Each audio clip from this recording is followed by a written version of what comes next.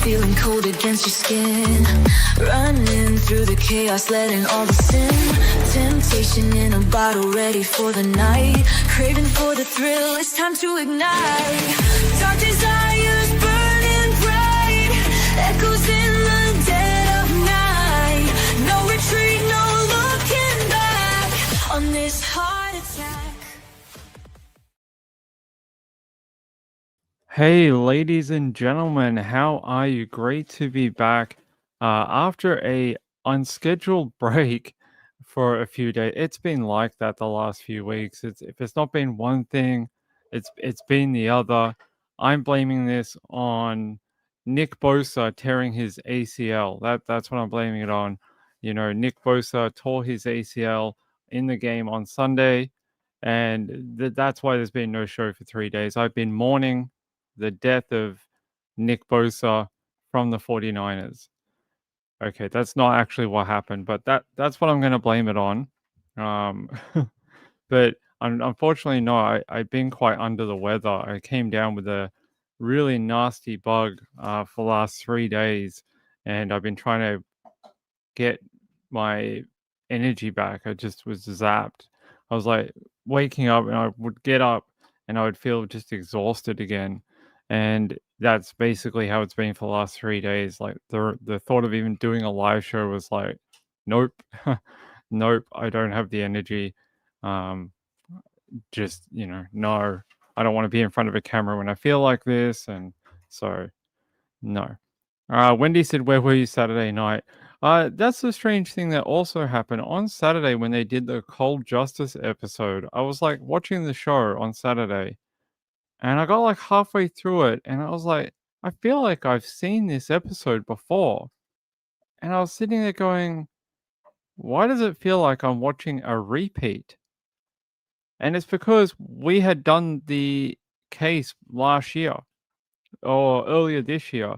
We had actually already done it before. We had the case that was on Cold Justice. We had done. Hold on, I'll find it.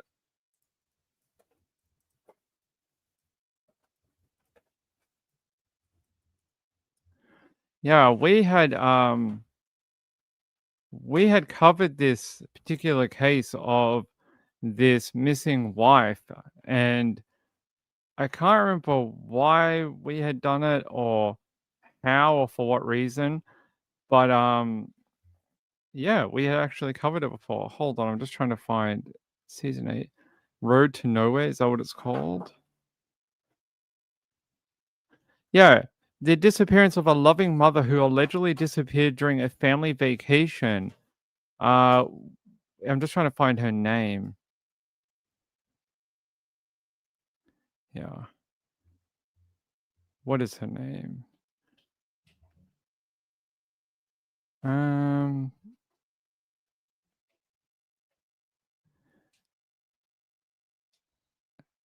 Yeah. Just trying to find the Cold Justice episode here. Answers, Siegler. Yeah, Banal. Her last name's Banal. I don't know why we ended up covering this or for what reason. Hold on. Missing woman. I'll take you out to the yeah, Joan Banal. We covered this months ago, and I don't know why. Remember, her last name is Yarbrough. I hope that's how you pronounce it. But it must have been in the local media or something earlier this year. Here, I'm going to bring you up her Namers page for you.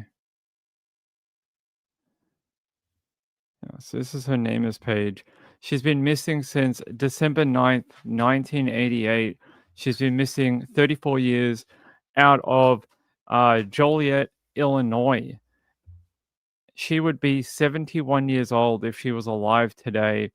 Look, the person they believe is responsible for her death is her husband. This is the reported thing. She was reportedly last seen by her husband. They were reportedly driving to Texas on vacation.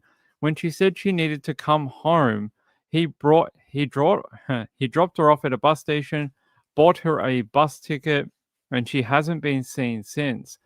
He also said in the episode that she wanted to go home and get the children, when they were already going to take the children originally, and then for some reason they didn't take the kids.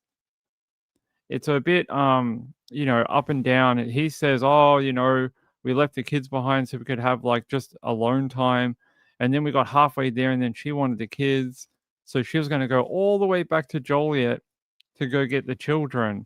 I dropped her off at a bus station with $1,500 in money, and she's never been seen again. Look, the surrounding sort of thing here is they believe it's the ex-husband, being that he is the last person to see her alive. He has concocted this story about dropping her off at a bus station, and you know, magically, no one ever saw her again. No one saw her on a bus. No one saw her buy a ticket. Nothing. So why did we do this? I cannot remember why. Maybe someone who watched the episode way back when we did it can remember. But we had covered this months ago. So I don't know why. I'm not sure why we ended up doing it. But I can tell you this from the Cold Justice episode, there was really no new information. This was unfortunately one of those sad episodes of Cold Justice where they don't really get anywhere. Unfortunately, they sort of go through the story, piece together a circumstantial case, and then try to take it to the prosecutor. And as far as it is today, many months later, there is no update. The prosecutor or the DA office has not taken it on. They haven't done anything. So they must think that the circumstantial case is not good enough. And again, it has been knocked back. So yeah, the episode really didn't, unfortunately, give us anything new.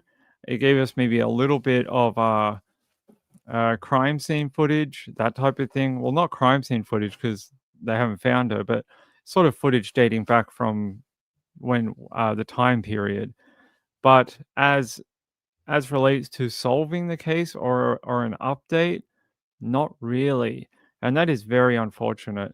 Yeah, this must be the article that we used all those months ago. Here, I'm going to show it to you. Unsolved Joliet murder, missing woman's body has never been found.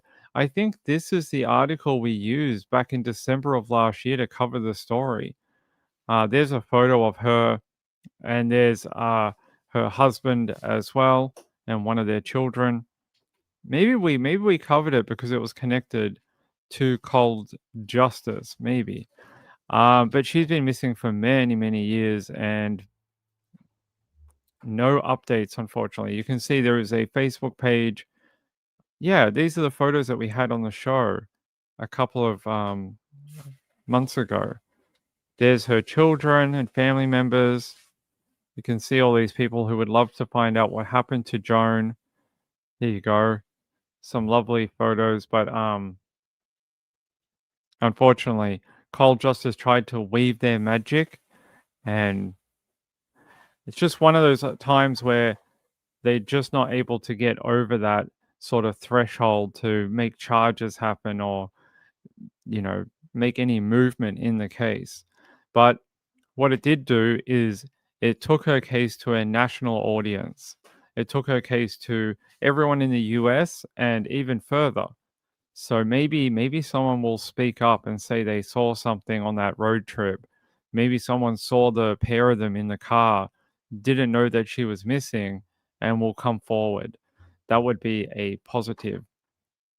Gail said maybe when we were looking at missing person flyers and just stopped on her one. It could have been. It could have been. SP Mom said, we have a terrible cold too, but hubby is so sick and so much pain. I think it's strep, but he won't go in. So remedies it is. Yeah, it's going around apparently. It's going around. Wendy, I said, I hope you have your strength back soon. Me too. I don't know how I got through that 3-4 month period with all the court and the hospital and all that type of stuff. It seems like as soon as all of that finished, I've gone backwards. Like this channel, I never missed a show in like 2 years.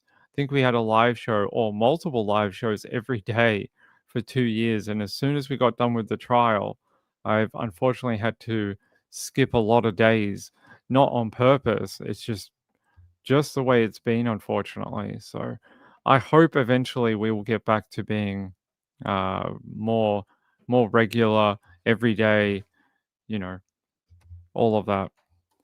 Laurie said, I think she was killed in a house because Gil Jr. saw his dad snap her head back.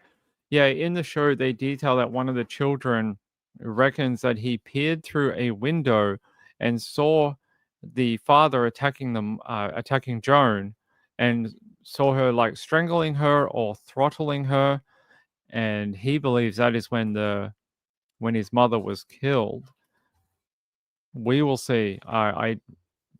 They sort of thought, and it's sad to say that they took that report seriously, but other people gave it very little credibility. And I find that sad that you wouldn't believe what a child says to you about a serious thing like that, like killing someone.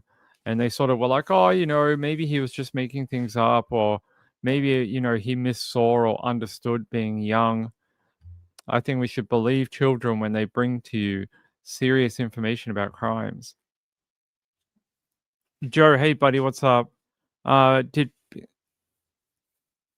because Trish finished early, so I jumped on after she was done. Good to see you though. Wendy I said you need your time and relaxation, time with your wife, and not to worry about anything. Yeah, we're still looking at going on holiday at some point. I don't know exactly when, but we're looking at taking some time off and sort of getting away from everything for a little bit. I just not exactly sure when that'll happen. At some point. It was supposed to be recently, but there's been some challenges, which means we haven't been able to organize a holiday right now. There's been some sort of ups and downs. So when they sort of level out, we will do it. Hey Kim, good to see you, my friend.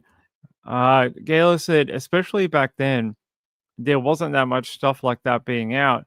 We see it online in films all the time now. Yeah, it's not like that kid would have been able to take it from like a TV show and apply it to his mother because he thought it fit. I think we should believe that son that he thinks that he saw his mother being killed. And if that's not enough to charge someone, what is? What is enough? A child comes to you and says they believe they saw their mum being strangled or throttled, and you're just like, that's great. We'll take note of that, but we won't actually press any charges. So until today, unfortunately, let me double check the Facebook page for the case.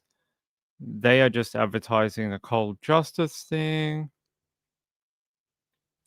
They gave an update on the 21st of September, about 3 days ago. They say the state attorney in charge of their mum's case, who almost 37 years later is still dragging his feet. Please let him know we aren't going anywhere. She is not forgotten. Her lack of justice is not forgotten. And one of them put out a live stream, Sarita. I don't want to steal her content and play it on the show. I think that's wrong without asking her. But what I will do is, if you want to hear from one of the family members, I will. Can I copy this somehow? Share. I'm gonna post it on the Facebook page. I will relink it on my Facebook page, and I will share now. It's on the Facebook page. I'll post it on the Twitter. Yep. And I'll put it in the chat. So if you want to hear the update from one of the family members after the show and what she has to say, you can listen to it there. Hey, good to see you all. Good to see you. It's been a crazy few days. There's been some weird updates in the David and Celeste investigation, including that Celeste's body has now been released to her family. David's home that was raided has now abandoned that property. He spoke to the landlord and broke his lease on the property and is now at a different location. That's pretty creepy to break the lease on the property just after it was raided by authorities, and now he's taken off into hiding.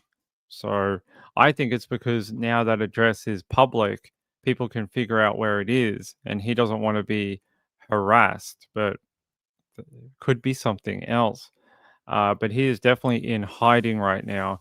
Hasn't really made any public statements, although Aiden Ross, if you know who Aiden Ross is, he says on his show, Aiden said on his show that David was playing Fortnite 24 hours ago. So he's off playing Fortnite. Instead of worrying about where this young girl is or how she ended up in his vehicle or helping authorities or making a public statement, quelling rumors, he's playing Fortnite. So according to Aiden Ross, that's what he's been doing. Apparently, Aiden Ross could find on Fortnite's player list that he had been active in the game about 24 hours ago. So a lot of people coming out and unfollowing him, a lot of famous friends that David had. There is actually a tracker on Twitter or X that tracks who unfollows David on his social medias. And there are some very famous people who have unfollowed him now in the wake of all this information becoming public. I'll bring you more on David in a minute, but I want to bring you a case that we followed earlier this year in Australia. Her name is Crystal Beale, and she went missing. Well, not missing. She was found deceased earlier this year in water. So they recovered her body in Brisbane from the water, and it was a case, another one, where there was one person who had seen her right before, she winds up dead in the water. And we followed the path of the street back when this happened. And we showed you that between where she was dropped off and where the water is and where she was found is literally like a 2-minute walk. So who could have attacked her in 2 minutes from getting out of her ex-partner's vehicle to winding up in that water? Well, it sounds like, according to information coming through the media in the last day or so, he has now been charged with her murder. And I'll bring you the exact charges. Hold on. So he's been charged with murder, and it is got an escalator on there. It is a DV offense murder. So that'll be an aggravator here. So it's murder DV and one count of misconduct with a corpse. So those are the two charges. He appeared in Brisbane Magistrates Court, where he was remanded into custody to appear again on October 20 at his next appearance. So a bit of an update in her case. It had sort of sat and done nothing over a number of months, but finally police in Queensland have been able to tie it all together and charge her ex-partner over her death. Here, I'm going to play you a video. This comes from the ABC Australia, and you can also find this video on their YouTube channel, which is the ABC News Australia. So you may remember that footage. That footage was some of the first information we had about Crystal, and we were all analyzing it and breaking it down, and why does she only have one shoe on? And it ended up being really nothing to do with that. It was after this dinner, on her way home, they had dropped their son home, and then it was her and the ex-partner. Something happened between that point and then her ending up dead in the river. But I think the charges give you an insight into what police believe happened. Well, yes, she was murdered, but it's murder DV, probably because they were in a domestic relationship, even though he is an ex-partner.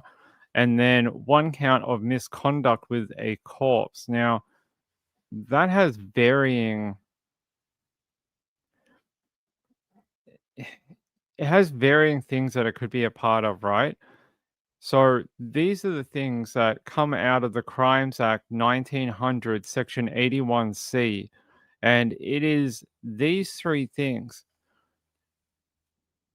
sexual activity with a corpse. It says here, engaging in sexual acts with a dead human body is a specific criminal offense. Removal of body parts. Taking body parts from a corpse without proper authorization is also a criminal act. And indecent interference. This can include grave desecration or any action that shows blatant disrespect to the body. Now, dumping her in the river may come under that law. That may be why they have charged him with that offense, because throwing her into the river is sort of it is desecration. It's not showing respect for her remains to throw her into the river. And I'm guessing, I hope that's the only reason they would charge him with that crime. I hope the first two I read out have nothing to do with this, because you have to be you have to be a real piece of work to kill a woman, but you have to be even worse to sexually sexually interfere with your ex-partner after you have killed her. I think you have to be really, really lowest of the low type of human to do that to someone, male or female.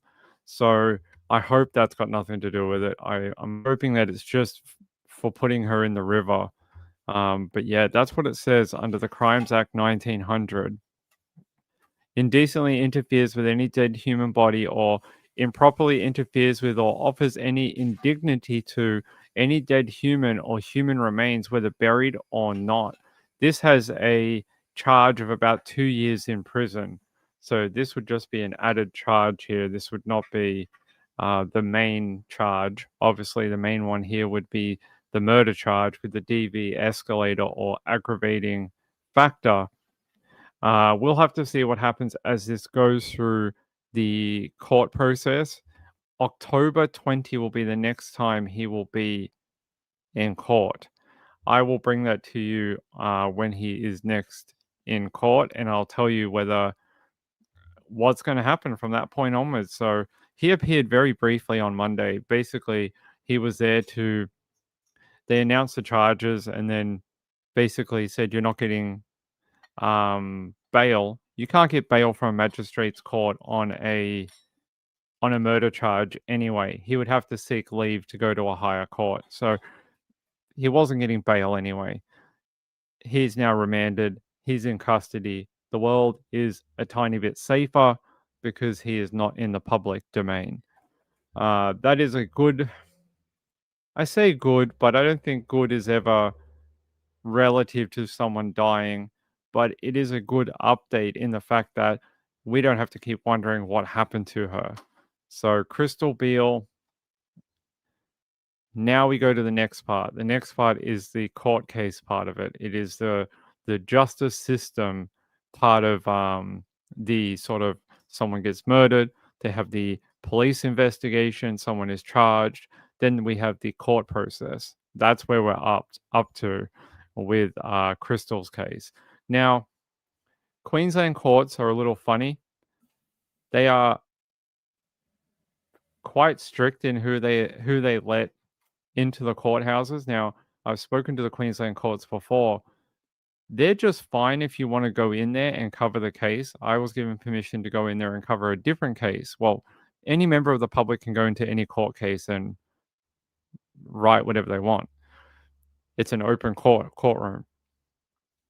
But requesting things out of state, like transcripts, audio recordings of the trial, things like that, they are quite strict on how they let that happen. So I don't think we will be getting anything directly from the court in this one, unfortunately. I've tried to work with the Queensland courts before. While they are willing to help, they're hard to work with. they basically, unless you are a mainstream news agency, they won't give you anything for free. So you have to pay for everything. Transcripts run huge amounts of costs. Like for 1 day of court, it can be like over $2,000. If you want audio recordings, they can be several $1,000s. So to do that for a 4 or 5 week trial would be incomprehensible for a channel of my size. So I don't think we'll be getting any direct information from that particular courthouse. But you never know. We'll see. I'll try. I'll apply again, but you never know. Kim says that's brilliant. I'd watch it. What are we watching? Cooking up some crime. I think someone already did that. I saw a channel where someone cooks food and talks true crime. I can't remember what it's called, but they sit there at a kitchen and they make like bacon and eggs and they'll talk true crime headlines, but I can't remember what the channel is called, unfortunately. But someone should do it. That'd be fun. Oh, by the way, hold on. Mrs. Ping, can you pass me that gray thing that's there? Yeah. Thank you. By the way, it was your birthday on the weekend. Yeah. Do you want to say thank you to all the nice people that? Well, yes, thank you for sending money for my birthday. Is that all you'd like to say? What should I say? You could just say thank you for all the nice well wishes and things like Yeah, that. exactly. No, thank you. I didn't get the messages. You just said money. But And thank you for the money and thank you for the message. Yeah, there you go. Appreciate it. I do. A woman of few words. A woman of few words. Not many not many words. I told her that some people had sent some donations in for her, and someone had actually paid for the cost of her. What are those things called that you got? Cinnabon. So someone had actually paid for the Cinnabon, which I was telling her about. So there you go. A very thankful woman. Less words than Ping says when I get a donation. Less words than I say. There you go. Everyone's saying happy birthday. She had a good birthday. We ended up going to like a family dinner at her favorite restaurant. So she had a good day. She had lots of Chinese food, which she likes. Hold on. So this finally came in. How do you open it? So this finally came in. It is a tiny microphone system. It is the DJI mic system, right? And it's like a lavalier mic, whatever they call it. But it's tiny. I'll show you. It's only this big. It's only like this big. And you can clip this onto your like jacket or your shirt or whatever, and it transmits audio. Now I tried it with the computer. Don't do that with each other. Oh, the magnets are quite strong. Why does that one? Oh, okay. I didn't know this, but they have magnets, so you can magnet it under your shirt. I tried it with the computer, and it works quite well to the point where we may be able to use these for some live shows. You can actually hook them up to the normal computer, and more for doing stuff on the road though. Remember we tried the ones out in Morwell, but they kept dying, like the battery didn't last very long.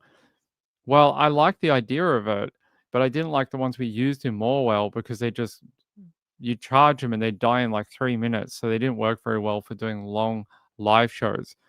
But these ones got a good battery. They last for like 24 hours of talking or something. So, and you just plug in the little case and it charges all of it. So you just plug this little thing in. You plug this into whatever you want to receive the audio, and then you put the little microphone connects to that wirelessly, and you get audio to whatever you want. Live stream, video record, whatever you want. So we may use these in the future. They are set up. I have tested it on the computer and it works really well. So if Ping can figure out how to put it back. Oh, come on. Okay, like that. There we go. So yeah, new microphone system, and you can record wirelessly with just that little thing. Actually, do you guys want to hear what it sounds like? Hold on, I'll test it out live for you. Give me 1 sec, and you guys can tell me if it has good audio quality or not. Hold on.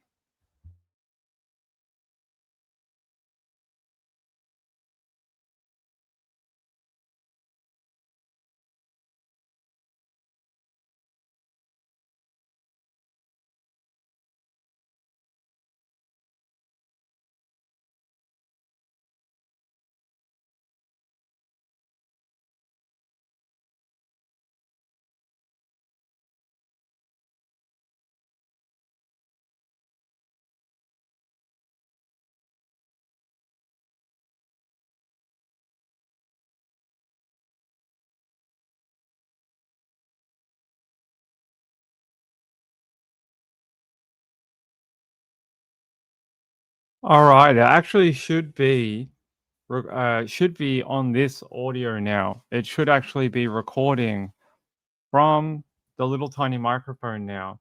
So you guys can let me know if it is good quality or is it any good for live streaming?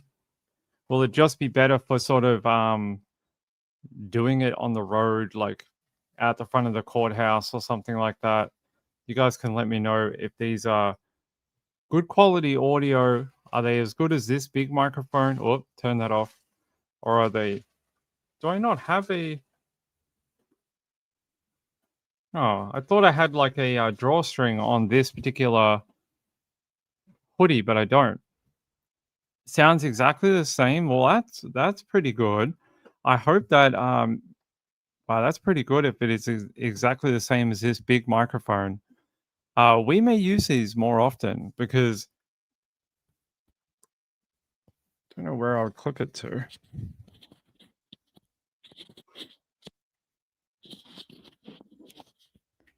Because you can just clip it there and then I don't have to hold anything. I could do the whole live show.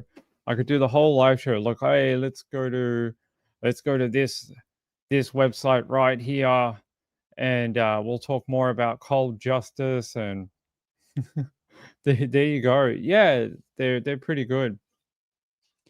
Gail said, does it has a fluffy bit for the top of it? Yeah, it does. It has a little, I don't know what to call it, a rabbit or whatever they call it. It does have some of those little fluffy bits for being out in the wind and things like that. So it helps. I think it's called a wind guard. Yeah, they came with 2 of them. So SP Mom said, with my nighttime headphones, I can't hear a big difference, but background noise is more. Yeah, Mrs. Ping is making some food over here. So it has less background reduction. Okay, interesting. This one has really good background reduction on this microphone. Very high level background, whatever they call it. Here, let me check if the settings are on for the audio reduction. Yeah, it is, but it probably just has less than, say, this type of studio microphone.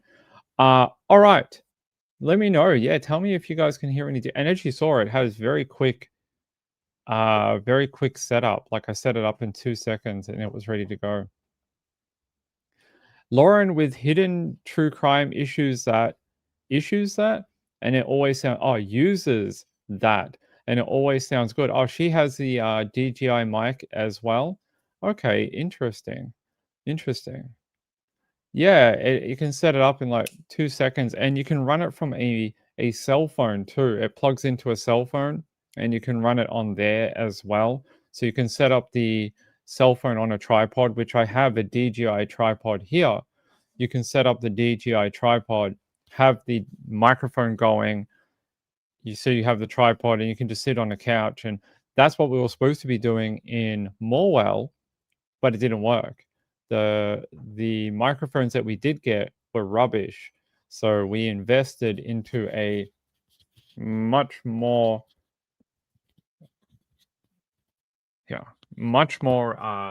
better quality microphone. So we invested into this little guy, and yeah, we invested into it. So after we saw the one in Morwell, we liked how it worked, and we decided, hey, let's invest some money and get a proper one. And we got a DJI microphone. Oh, Joe uses it? Did he say that? Where is he? Joe said, I have the exact same set. It worked for me. I just have to remember to take it the time to employ it in the field. Yeah, that's a good one, right? Yeah, all right. Well, I will use it more often. We'll use it more often. Okay, I'm going to switch back to the other microphone. All right, thanks for helping me test it.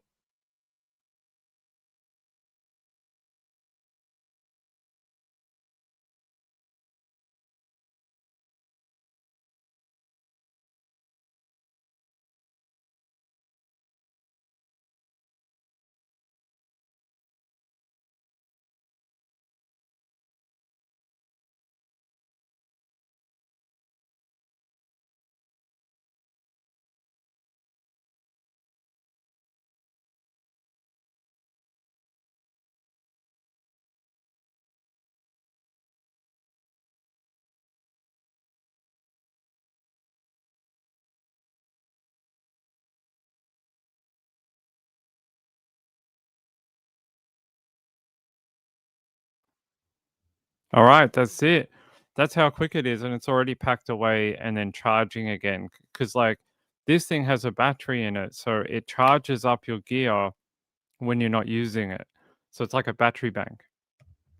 Yeah, there we go. Hey, Peekaboo, how are you? Good to see you. It is pretty amazing, right? So yeah, we invested in a little DJI setup, so we will be able to be better audio when we're out recording at the court or if we travel again. So next year we're heading up to the Samantha Murphy trial, the trial for her murder, which is the Patrick Oren Stevenson trial. And we will need this. So we're heading out to Ballarat. So Ballarat in 2026 in April, we're heading out for another giant trial with the Supreme Court. So this will come in handy. And hopefully, this time, unlike with Aaron's trial, we won't have microphone issues. So if you remember day one, when we headed up to Morwell, we had so many microphone issues with the little Laviar mics that we brought. They would drop out, they would work for a few minutes and die again. They were a big problem. So we have invested in a better quality setup for the next trial that we go to. So yeah, I wanted to show it to you guys. We just got everything. Wendy said Ballarat. Yeah, we're heading to Ballarat. Kim said, "Does Mrs. Ping travel with you?" Yeah, she came up to Morwell for the first day. Unfortunately, with the trial being shifted slightly, originally we're supposed to get underway on the Monday. We didn't get underway until the Wednesday. So we headed up on the Tuesday night. Originally, we were supposed to head up on the Sunday. So if we headed up on the Sunday, she would have stayed for, I think it was Sunday, Monday, and Tuesday and headed home on the Wednesday as she had a doctor's appointment that she had to go to. So we ended up going up on Tuesday night. She stayed the night and then had to drive back to Melbourne the following morning. And then I went to court. But yeah, Mrs. Ping, you're going to come out to Ballarat next year Yeah, okay. I don't know how we're gonna get there. for Samantha Murphy's trial. It's about the same distance as, yeah, it's about the same distance as going to Morwell. Well, probably a little further because we're on the opposite side of Melbourne, but probably 3 hours or something like that. 3 hours. You want to go to Ballarat? Yeah, I guess. She seems enthralled with the idea of going to Ballarat. She seems ecstatic. I cannot calm her down. She seems, just all for it. She Sounds good, but it sounds I could be You haven't been to Ballarat in years? I haven't been to Ballarat in a while either. Okay, sounds like she might come for part of it anyway. SP Mama said, yeah, a couple's trip. Yeah, so she did come up to Morwell. It's just she had to go back. Road trip. We did record the trip out to Morwell, but it was nighttime. So you guys didn't get to see a ton of the surroundings. But maybe when we go to Ballarat, we'll go during the daytime, which I think Mrs. Ping would like, right? Would you prefer to go do the drive during the day? Yeah. So you guys might get a better road trip where you guys can see the drive out of Melbourne to Ballarat. Joe said, I think enthralled captures it best. Her interest in traveling to Ballarat. She is definitely enthralled. Um, she's very happy about going. All right. There we go. New microphone update about Crystal Beale. All right, let's talk about David. Let's talk about Mr. I make music, but I also maybe kill people. Allegedly, not even allegedly, suggestively. What are the updates for that right now?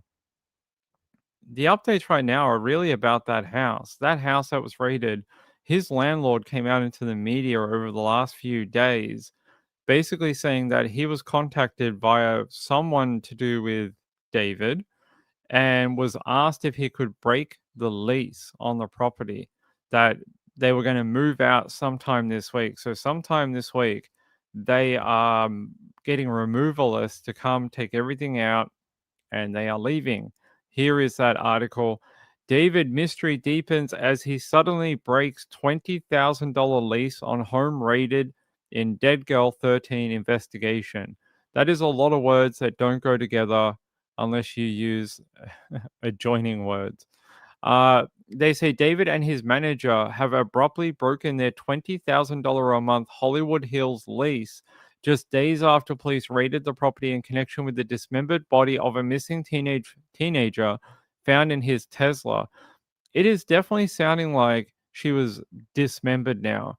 That is no longer sort of like a gray area. Some people are like, yes, she was, no, she wasn't. It's definitely sounding that way now. That word keeps popping up and being used to describe the way her remains were found. They're saying here the remains of Celeste, who vanished in May of 2024, age 13, were discovered on September 8 in the front trunk of an impounded car registered to David, real name David Anthony Burke. And they're saying here police stormed the property. I don't think they stormed the property. I think they casually went to the property and searched it. I didn't see any storming going on. They're saying here on September 17, seizing bags of evidence, including a laptop. The LAPD confirmed the raid was tied to the disappearance and suspected murder of Celeste, though no charges have yet been filed. The homeowner who signed a lease with Marshall, who is David, signed the lease in February 2024, the same month Celeste was first reported missing from her family home in Lake Elsinore.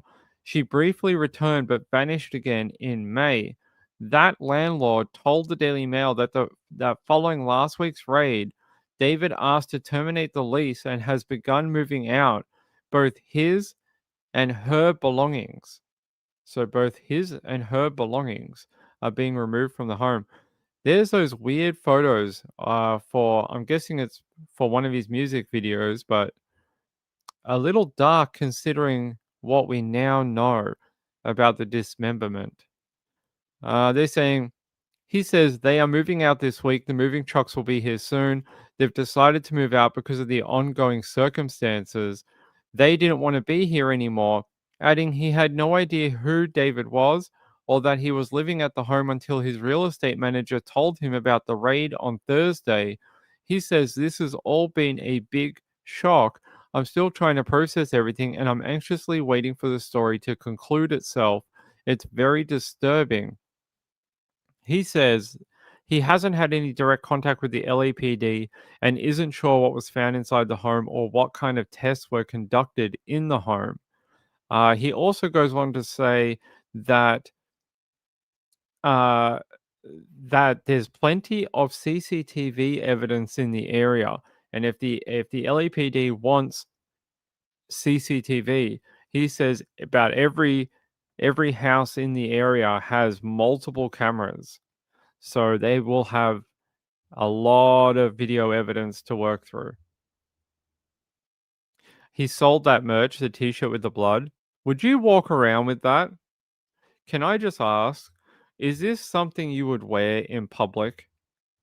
If this is merch, is this something you would wear? Would you wear this anywhere? Anywhere? I don't. Would you wear it to? Would you go shopping in it? Would you go on a date with it? Would you go to your work Friday night casual clothes day at work? Would you wear it then? Would you wear it to your parents' anniversary dinner? I don't think I would wear it either. I don't think I want to wear something that looks like I've just committed a felony. I mean, it's, I mean, I'm not begrudging anyone's fashion choice, but I don't I don't know why you'd wear that in public. Kim said, should it be forensically tested? The shirts? I don't think so. I don't think that. I doubt it's got anything to do with it. Gayla said t-shirts with bloody handprints. Marlene says, where do I order? You can order, but you have to tell us first what you'd wear or where you'd wear it to. I think all his merch has been shut down now. From what I understand, they're not selling any more merch of anything. Diane says, not my style. No. Miss Woozy said, I would only wear that to work if my work was being haunted, being a haunter in a haunted house. I guess if you worked at like Universal Studios during Halloween and you did like that big Hallow Fest thing that they do, this might be an appropriate attire for work. Gail said, can't anymore. They took them down. Yeah, they took down all the merch over the weekend, I think. So no more merchandise to be bought. Okay. It seems like a very slow investigation. And look, we are not privy to everything. There is always things that happen in investigations that have to be kept back to keep the sanctity of the investigation, for the police, for the prosecution, for the everything. So we are not owed anything from the police, but it seems to be very sort of normally this works a little faster. We get sort of a determination of how she died, what is the manner of death, that type of thing, what is the mode of death. But we haven't had any of that. And her body, according to, I think it was Steve that had it. Steve said that her body has been released to her family. So her body is no longer being held by the LAPD forensics or the ME. They have released it to the family now. SP Mom said, I told my kid he could sell his light blue jeans for dollars. He looks like the homeless jeans club for the rich. A little bit. Rachel said, I'm wondering if they are waiting on toxicology results. I don't think you have much option. If the body was that degraded and if she was dismembered, so when you dismember someone, you can tell what was used to dismember her. Tools leave marks on humans, especially bones.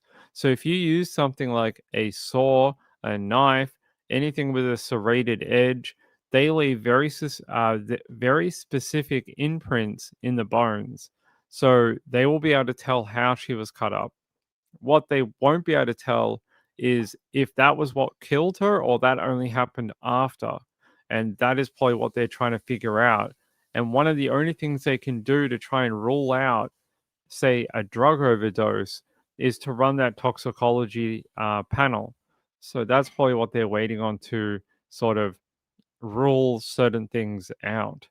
SP Mama said, yeah, no channels have anything new to report. It's hush hush. It is very hush hush. Miss Woozy said, hopefully they're being quiet because they already have what they need to make an arrest. Well, I would have thought the fact that he came back into California last week, that during that raid, if they did have substantial evidence, that they would have just arrested him then. There would be no need to continue this. They would have just searched the property, got their evidence, charged him, and moved on to the next phase of everything, which is court appearances, X, Y, and Z. But so far, nothing. Gail said vitreous fluid. Yeah, there'll be a lot of different things they will try to test. Wendy said, "Do we know she was actually dismembered?" I've seen two things reported: that she was dismembered and that it was a partial set of remains. But I don't know who's giving this information out. I've seen both those things reported: dismemberment and a partial set of remains.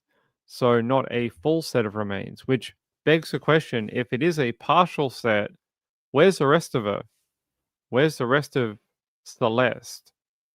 That's what is my next question for all of this. Marlene said, "I'm sure he is lawyered up." I'm sure he has. So I'll show you where I saw that information. Hold on, David. Let me see if I can find that. Yeah. Inside, they found the partial remains of Celeste wrapped in plastic. So that is what's being reported. MSN has it, people.com has it, Forbes.com has the same information, partial remains, Daily Mail has it. So they're saying it is not a full set of remains. There were several trash bags in the trunk. Let me see, David.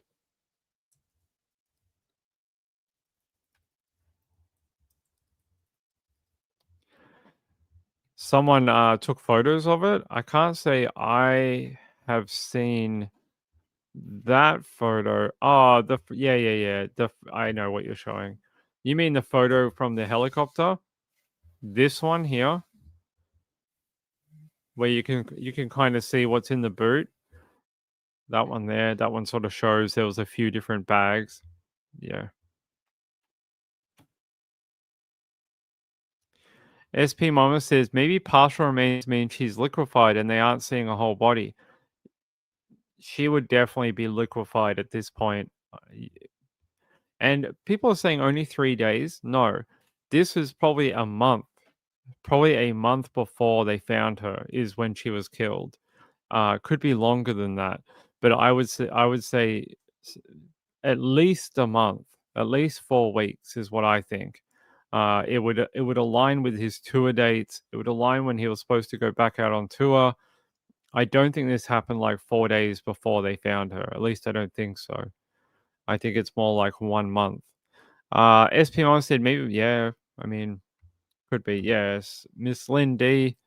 Maybe if she was in that trunk in a plastic bag for many months, the body would have fallen apart.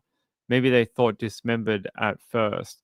Well, the ME, the fact they've already released the body, they would have already determined that. Like I said, you can tell if someone has been dismembered or their bones have separated naturally due to decomposition. You can tell there's tool marks and uh, different ways of telling the structure has been removed, that type of thing. So they would know. They would know. Gail said the car was on the street for a month before it was towed away. Yeah. So I've seen people say like 3 days, but no way.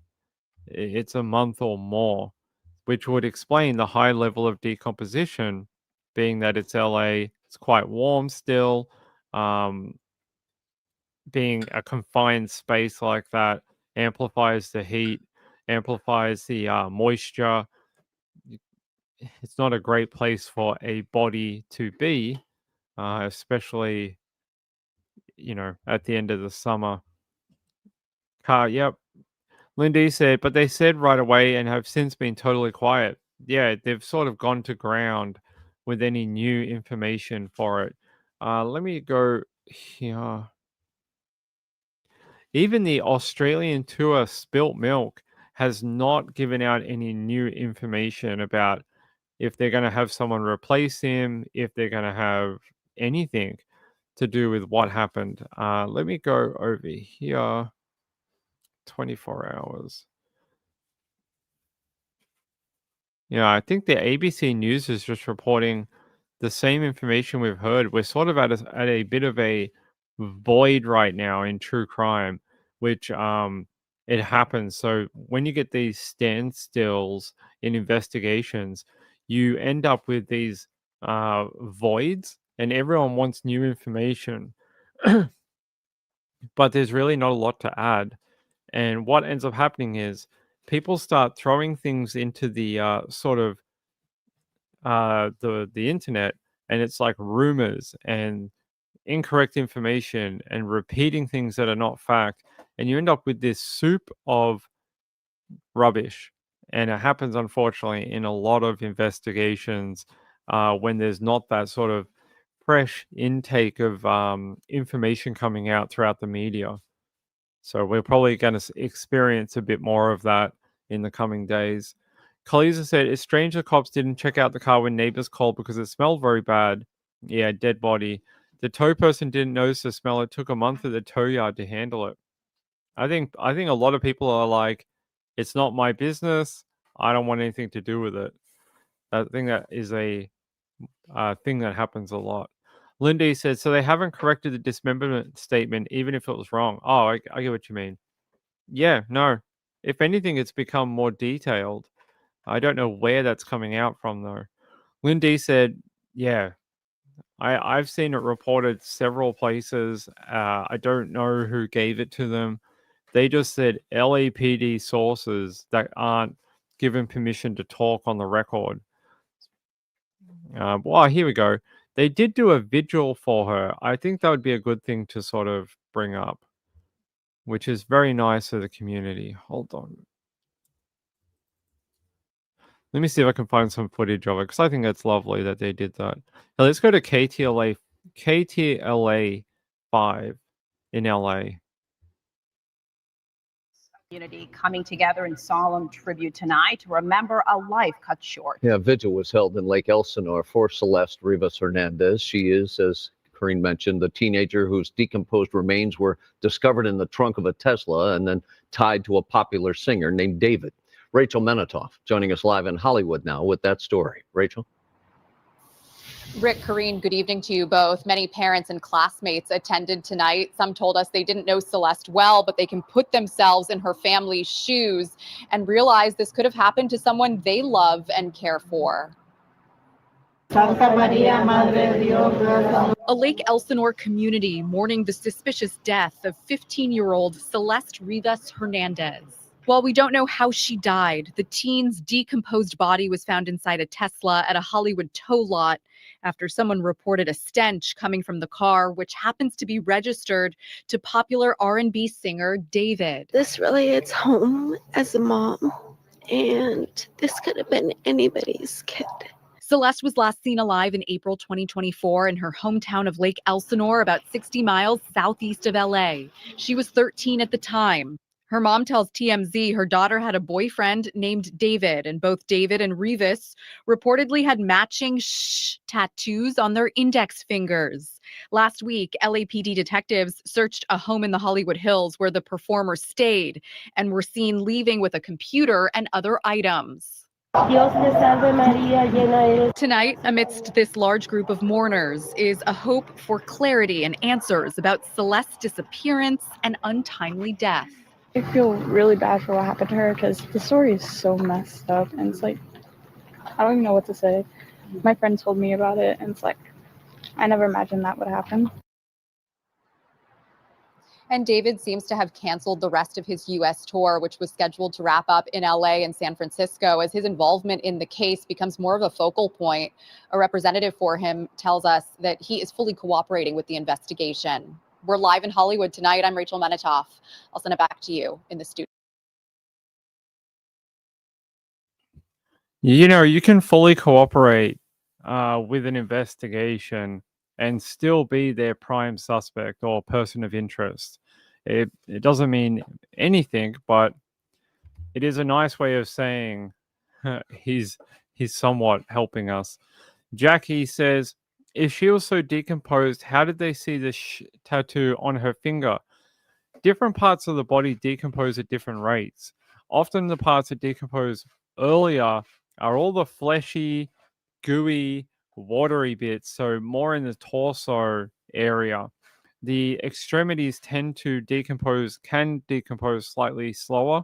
That may be why they were able to see it. I don't know, but it could be something to do with that. I would have to see the medical report, but yeah, they do decompose at a slower rate. We'll have to find that out later.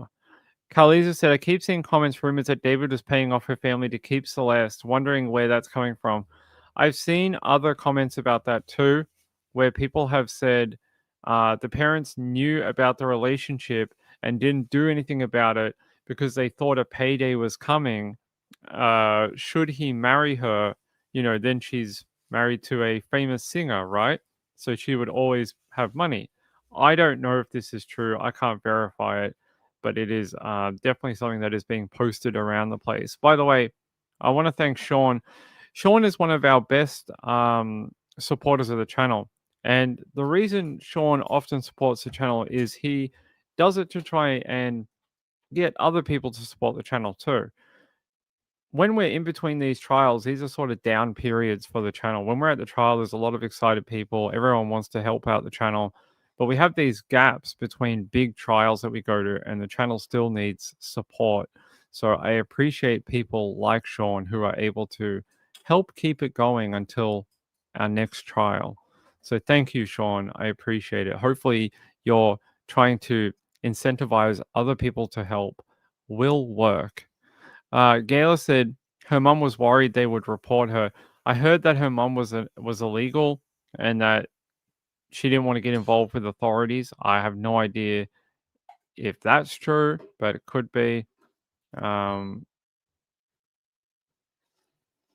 Yes. Hey, Mia. Good to see you. High five to you. We should be getting more information soon because her body was returned to her family. Was released to the family. Yep, over the weekend. They removed the hold on her remains. I think I have a photo of it from Steve. Hold on, I can show it to people if they want to. If they want to see it, if I can find Steve's thing to me. Maybe I don't have it anymore. Steve did post about it over the weekend, and he was saying that he had a photo of the thing from the LAPD saying that it had been released to the family. So yes, we could get more information in the coming days. There'll obviously be a funeral of some sort from the family soon. Yeah, it means the Emmy has completed their examination, but it doesn't mean that so they take samples during an autopsy or medical examination. They take samples, so it means they don't need the remains anymore because they have what they need to continue testing. So these tests can take anywhere between a week and 5 months. So it'll take some time for those results to come back. So yeah, the body can be released because they've taken like little samples, fingernails. They take fluid from certain places. I don't want to get too descriptive. They store these samples and then they continue to test them in the future. So that way they can get the body back to the family as soon as possible. So yeah, we could find out more. Kaliza said, if her family is illegal, it would make sense that they wouldn't make a big media fuss or get cops too involved. I don't think we've heard from the family at all. I think the brother has been the biggest point of sort of speaking out. Like no one else has really. Maya said, did you guys see the video with her at his concert? I saw the one where she was making love heart signs or something to him. I'll see if I can find it. There was one where you saw her, she was sort of on a backstage railing thing, like up on a higher level. I don't know if I can find it.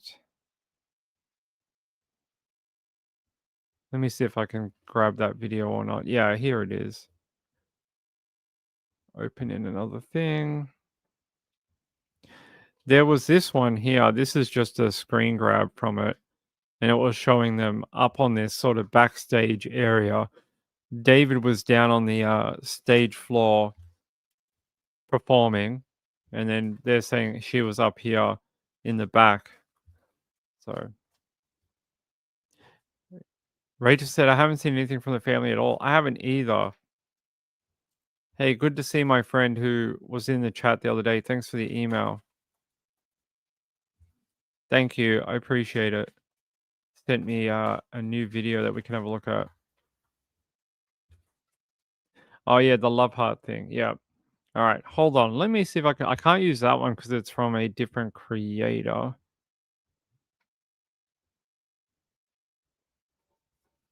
No, that's the wrong video. Hold on. Yeah, there was definitely a lot of people talking about it earlier today about this specific video with the screenshot you see on your screens right now. I'm just having a look through. Yeah. Here's another grab from that particular photo. From that video, sorry. I don't know if you guys think that is her, that's not her. It does sort of look like her. Yeah, if we go up here.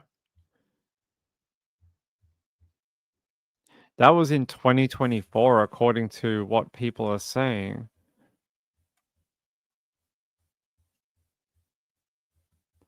All right. Yeah, I can't find the one without a what do you call it? Another creator talking over the top of it. And I don't want to use their content. I don't like doing that. But yeah, you guys have seen a couple of screenshots now. Yeah.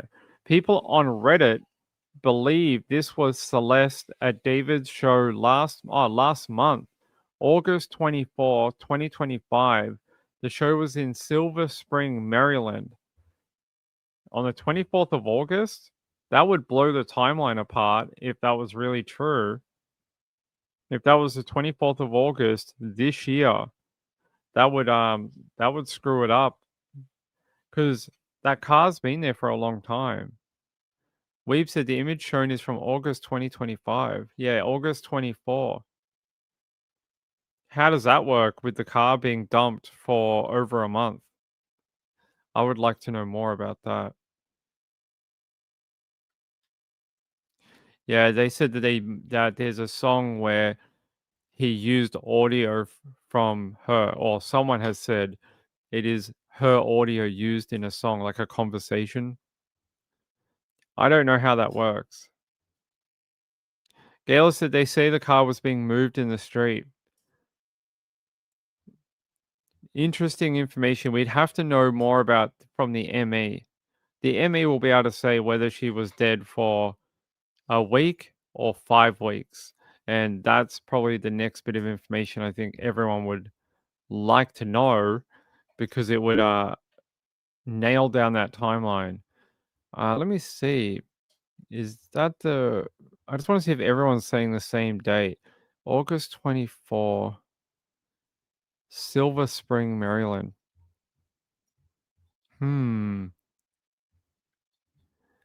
Interesting. Tell me what you guys think about that. Because what is that, about a week before? 10 days? August 24 was a Sunday night. And then she was found on the 3rd, right? So 24, 1, 2, 3, 4, 5, 6, 7, 8, 9, 10. About 10 days. About 10 days before. Could you decomp that fast in 10 days? Maybe. In the heat in LA.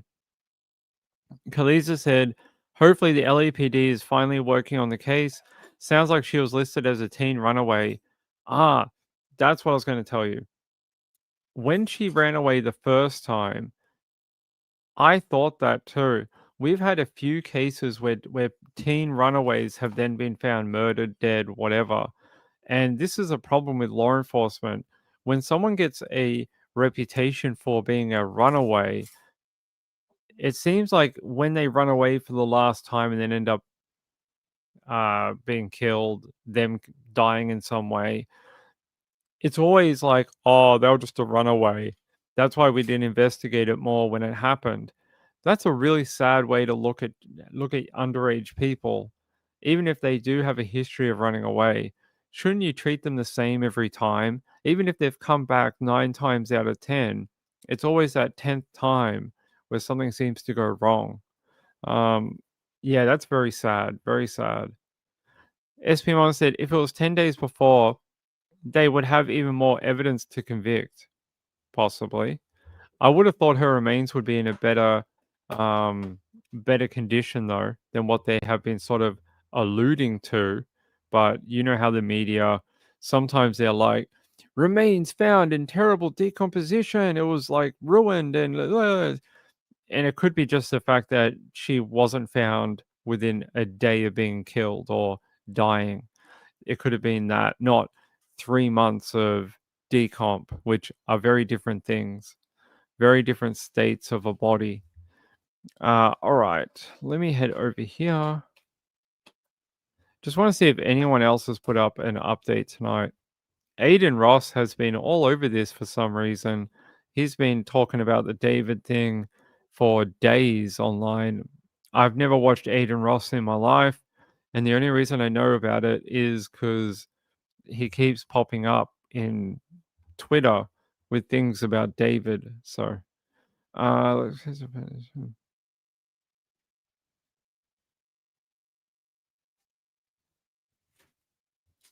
right, I'm going to take you over to NBC LA.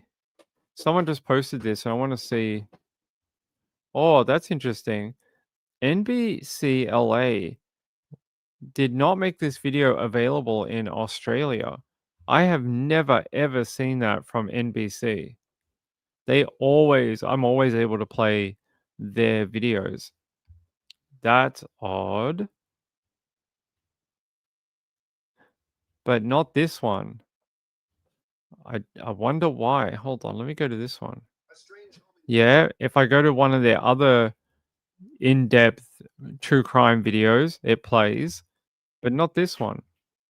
That's odd. I will try to get that video for you.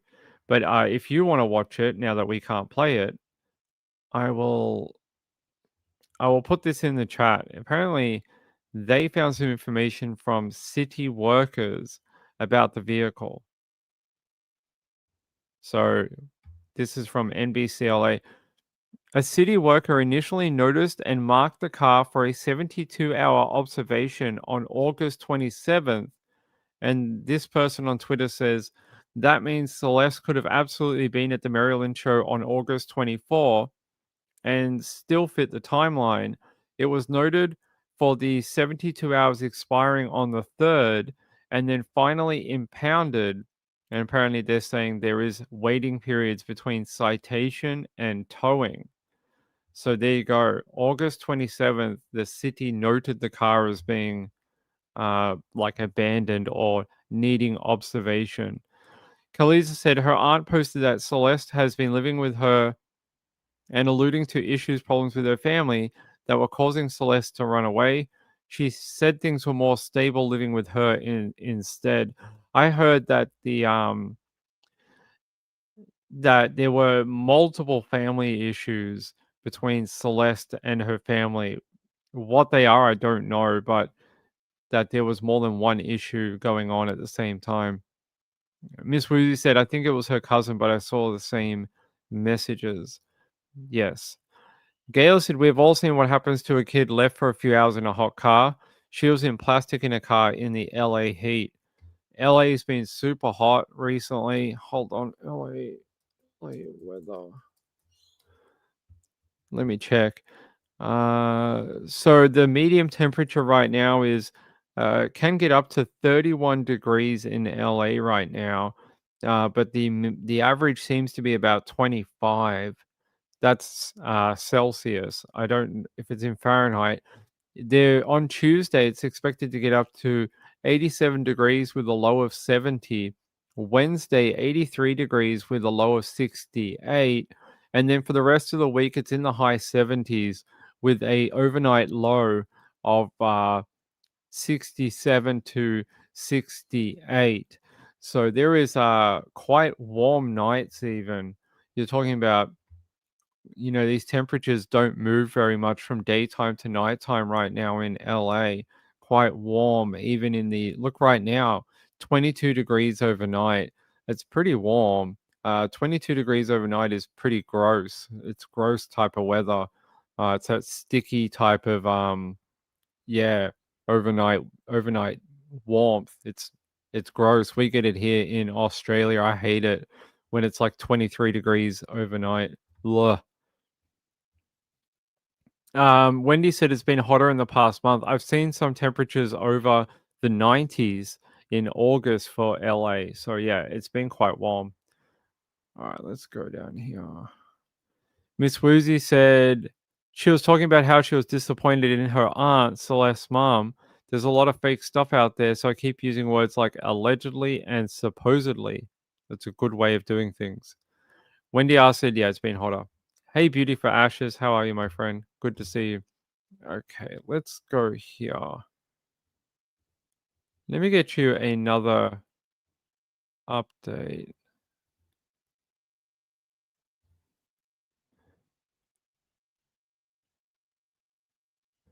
So Fox 11 put out this video a couple of days ago. I think you guys might find it interesting. We'll watch just a little bit of it. We're learning more about the possible connection between singer David and a missing teenage girl found dead in the trunk of a Tesla owned by him. Good evening. You're watching LA Live News Tonight. I'm Christine Devine. Thanks for joining us. I'm Laura Diaz. It was a grisly discovery in a Hollywood tow yard, but we still don't know how the girl died. However, it was enough to force singer David to cancel the rest of his U.S. tour. Fox 11's Gina Silla is digging into the mysterious connection between the two. Gina. You know, this is such a disturbing case, and it has garnered worldwide attention. The question is, what happened to Celeste Rivas? A teacher of the late teen girl apparently saw warning signs before tragedy struck. That's her in my classroom in front of... A teacher is captured on cell phone video telling his students that Celeste Rivas, the 15-year-old girl found dead inside singer David Anthony Burke's Tesla, had been his student and that he knew she had run away a couple of times. So when I taught her, she met this dude on social media. He was a rapper in LA. TMZ was the first to report on the teacher's comments. There's certainly photo and video evidence that she was most likely with David. They were hanging out together. It's unclear if this was a romantic relationship. By the way, seeing that teacher, you got to hear it a bit more now. The one we played a few days ago was like the volume was really quiet, so you guys couldn't really hear it. I still think that teacher needs to be investigated by the school board. Like, he was presenting it to the class as if, as if the elephant at the zoo had given birth to a baby elephant and was like, look at the baby elephant. Look at it. It's so cute. This is a murder of a student that you used to teach, and you're parading it around the classroom as if this is the greatest moment of your life. And I don't know if any of the parents of the students in that class gave permission for that teacher to talk to their kids about something like a murder. I don't know how the parents of those kids would feel knowing that this guy is talking to them about that type of topic in the classroom. I think that's a step too far.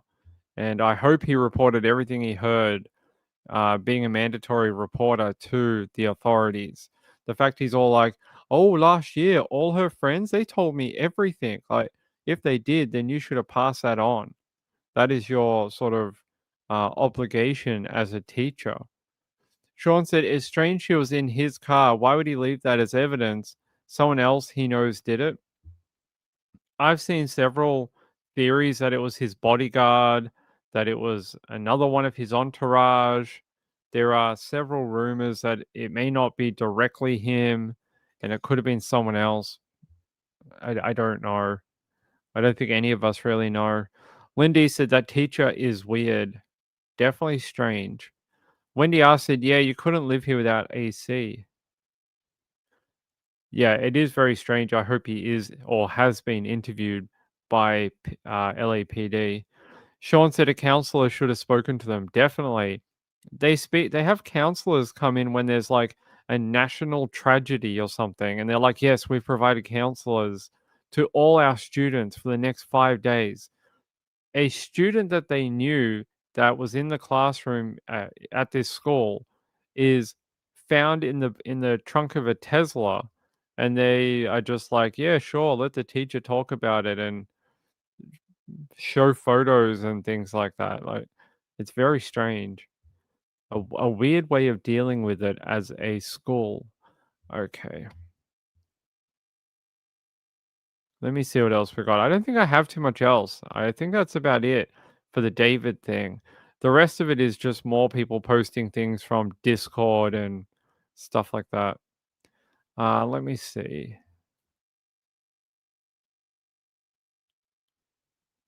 Huh. People are attacking his social media now on YouTube, saying that they're waiting for the LAPD to get him. We'll see. Just trying to see if there's any new updates here. I don't see anything new that we really need to report. Yeah.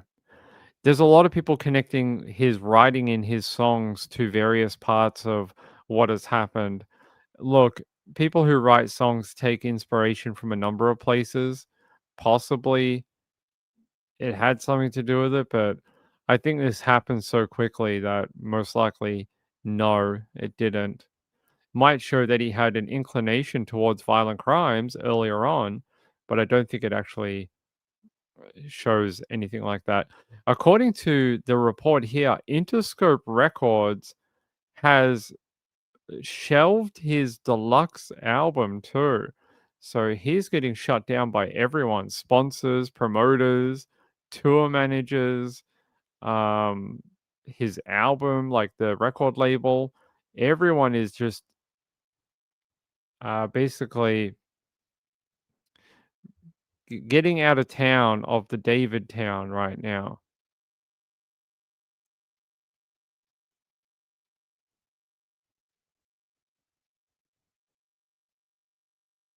I don't know what this is. Hold on. What is this?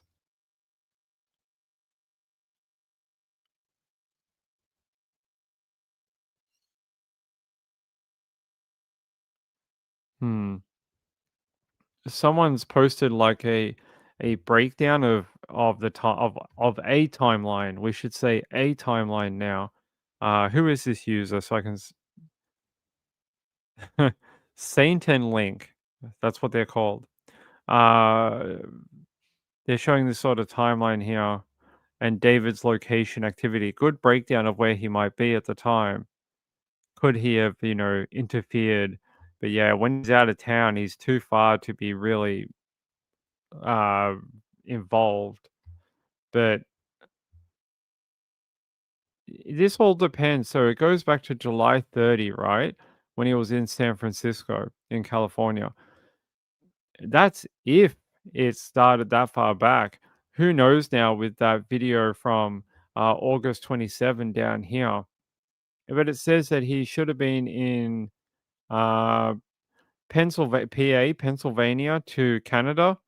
So he was out of town and then touring all through that time period.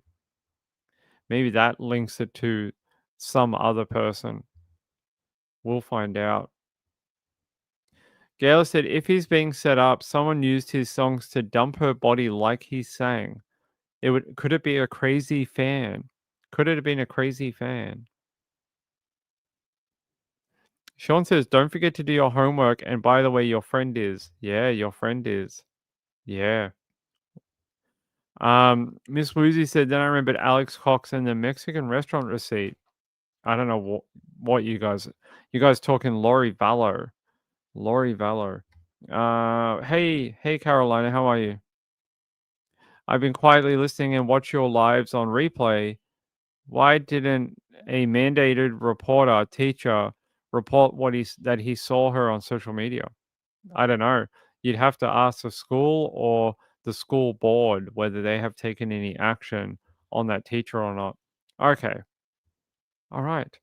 I think that's it for today, everyone. I think we're going to get out of here for the day.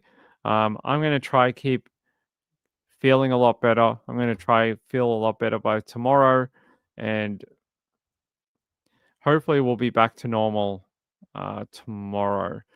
We are looking at moving the timeline of the show back to a slightly earlier time, maybe like 8. What time is it now? What time is it now in Eastern time? Eastern USA. Now. What time is it in the eastern part of America? 1:57 a.m. So that would make it 2 hours ago. 2 p.m. is midnight. And then that's 11. I don't know. Sometime around 9 p.m. 9 p.m. Eastern is when we're looking at moving the show back so more people can get involved. That would make it 6 p.m. Western Pacific time. So, yes.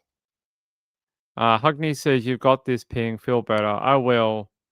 Kaliza said, good night, Ping and Muffin.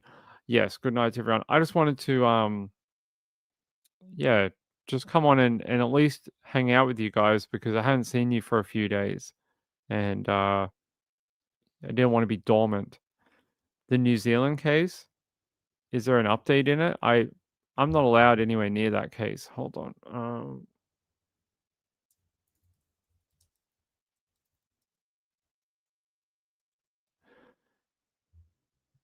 Oh, okay. So she was found guilty.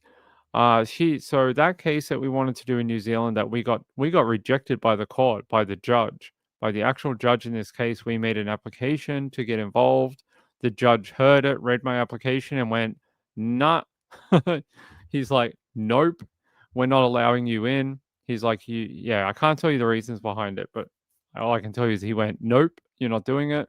But yes, the mother in New Zealand suitcase murders found guilty of killing her 2 children. The bodies of Hak Young Lee's children were discovered inside suitcases bought at a storage unit auction in Auckland in August of 2022. So this family bought these suitcases from a storage auction, took them home, started to open them up, and found the remains of 2 children inside. Then the investigation started to, go into hyperdrive. Where did the children come from? Why are they in these suitcases? And they had to go find the mum, Hak Young Lee. She was found overseas and had to be dragged back to New Zealand. I hope I'm pronouncing this right, but it's Yuna Joe and Minu Joe. They were aged 8 and 6 at the time of their deaths. They were discovered inside suitcases bought at a storage unit auction in Auckland. Authorities believe they had been dead for 3 to 4 years by the time their bodies were found. They're saying that the death of her husband, so her husband died, very, very awful death. He died from health problems. And they believe that the downfall of her husband sent her into this spiral. He died of cancer in 2017. And that would fit the timeline of how far back they think the children died. So, 3 to 4 years. And they're saying that she wanted to plead insanity, while the jury did not buy that. And she has been found guilty of that murder of her children. So there you go. Guilty of killing her 2 children in a really, really heinous crime. Really heinous. She's 45 years old, originally from South Korea. She ended up being extradited back from her home country of South Korea in 2022 after police investigated police investigation identified her as the mother of the two dead children. And they're saying she represented herself at the High Court in Auckland, but did not speak or answer any questions throughout the trial. She was assisted by two standby counsel, so she tried to represent herself at the time. They say here her standby counsel, Chris Wilkinson Smith, had urged the jurors to not return to return not guilty verdicts. He said in his final statement, she was a normal mother and then something went seriously wrong. She did something she would never contemplate doing. She would never harm her children, let alone kill them. But the Crown prosecutor, Natalie Walker, argued that Lee's actions were a calculated act to free herself from the burden of parenting alone. Lee hid the children's remains, changed her name, moved to Korea. The prosecution says, I suggest this shows her thinking rationally, even clinically, about taking her children's lives and covering up her heinous crimes. This was not the altruistic act of a mother who had lost her mind and believed it was a morally right thing to do. It was the opposite. So there you go. She has been found guilty. That trial finished slightly earlier than we thought. It was supposed to go for another 2 weeks. Seems like it went for another 10 days or so. And it has returned a guilty verdict. So there we go. Wendy Wobbles, how are you? Good to see you. Thank you very much for gifting a membership. Same with my friend Carolina. Thank you for gifting those 2 memberships. It's very kind of you. But yeah, we hope to get into this trial. We were unable to. There were some legal issues about why someone who is Australian might not be allowed to do that. It was a shame. I think I could have brought good reporting on this case and done it properly for everyone online. The one thing I will say is I think that sooner or later, the courts and other positions of authority are going to have to realize that things like YouTube and TikTok and other places, they are where a lot of people get their news from now. Very few people actually watch the 5 o'clock news anymore. And a lot of people get it from online. And there's a lot of people, even online, who don't watch the people like from traditional media, NBC, ABC, Channel 10, whatever. They don't do that. They look to people like me to bring you the latest news.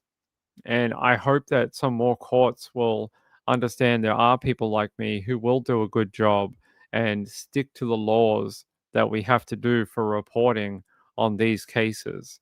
It's a shame that some of these courts don't see it like that. They see it as like, oh, you're not a part of traditional media, then you can't report here. And I think that is basically blocking it off or wall gardening reporting on these cases to a select few individuals. It's a shame, but yeah. Wendy Wobble said that's where I go for news. Exactly.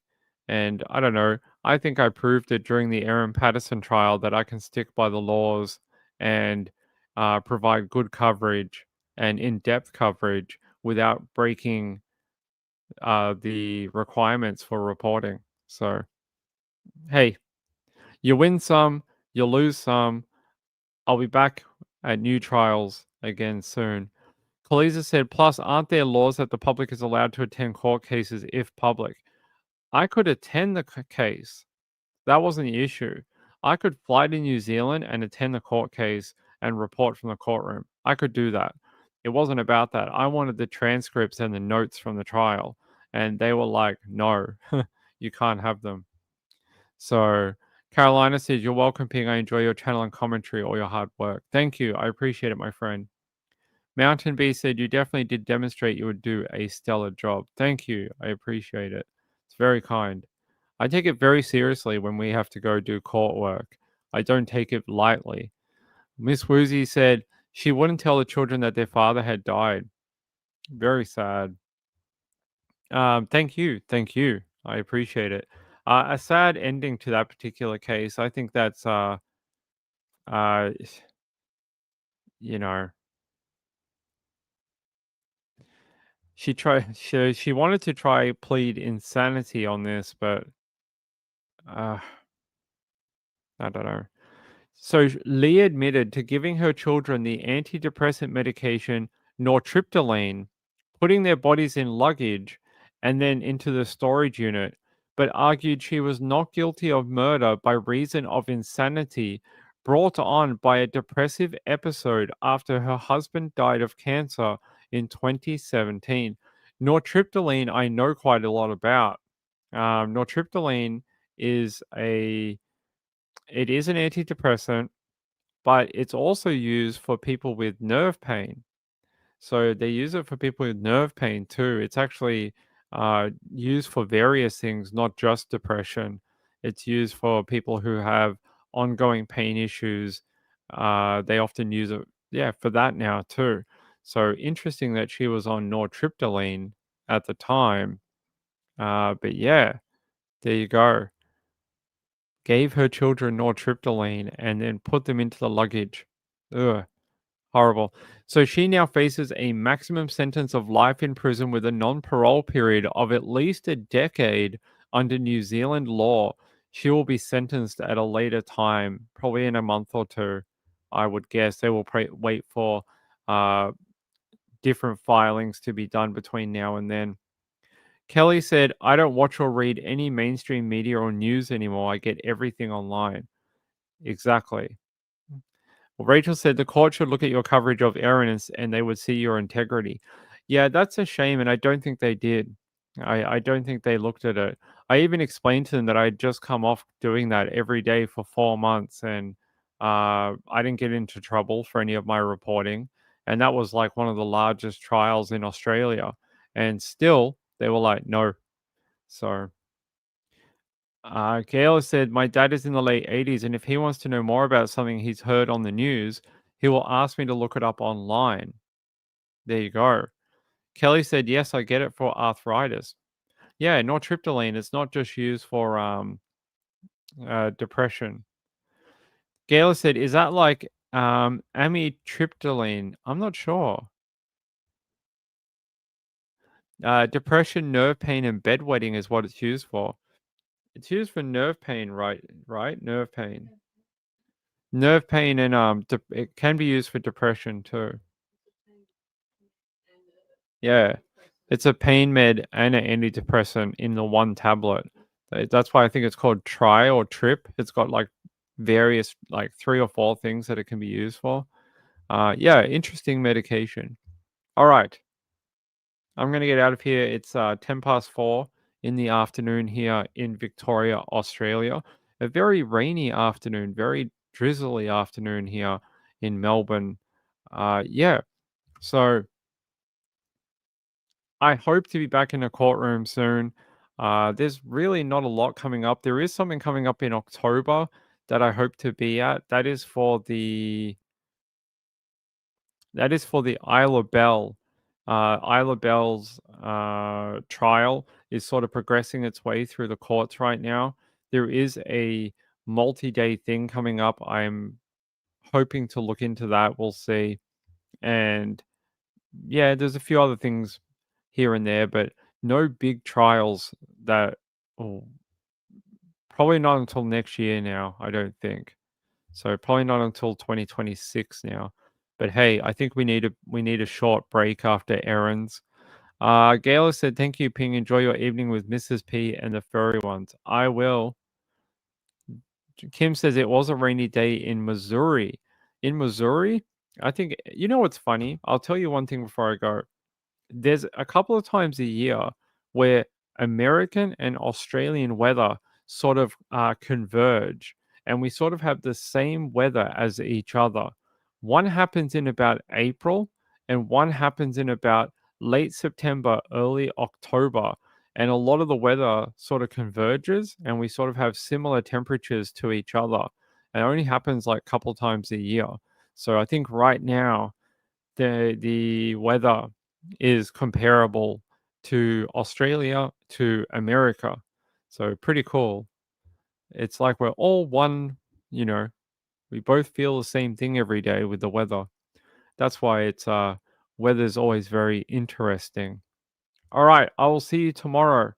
Tomorrow for more updates in whatever cases we can get, we can find, we can get, we can look at, and I'll be back. I'll be back for more cases. Good night, everyone. Hopefully, some big updates with David and Celeste. I feel by the end of this week, we're going to have a definitive answer in that particular case. I don't think the LAPD is going to let it drag on for too much longer. All right. Love you all. Yeah, UK people start rugging up. It's going to start snowing soon in the UK in the next couple of months. You guys are going to be full winter, snow, crazy stuff happening in the UK. Be warm up there. Same with the Northern Hemisphere. Be warm. Make sure you get all your winter jackets out and say goodbye to summer. Sean said, anyone heard from how Reby is? I heard from her during the trial. She's doing okay. She's just sort of doesn't want to be as public at the moment. She's just enjoying her time being a normal person and out of the spotlight, so to speak. But yeah, I see her every now and then. All right. Good night, everyone. Hey, to all the people who visit here and maybe come here every so often, but haven't hit that subscribe button, I would really appreciate it. It's the one thing you can do without donating to the channel that will really help me out is hit that subscribe button. Also, leaving comments. Not many people have been leaving comments lately, and I've been sort of liking and replying to a lot of people. If you can do that, I would appreciate it. And hit that thumbs up. That would help ping out too. All right. Good night, everyone. Stay safe out there. Don't go fight any gorillas. I don't want to hear any of you fighting gorillas tomorrow. Don't be doing that. They will always win. You will never beat them. They made a movie about it called Planet of the Apes. You'll never win. They will always. They're so much stronger. All right. See you later. Bye.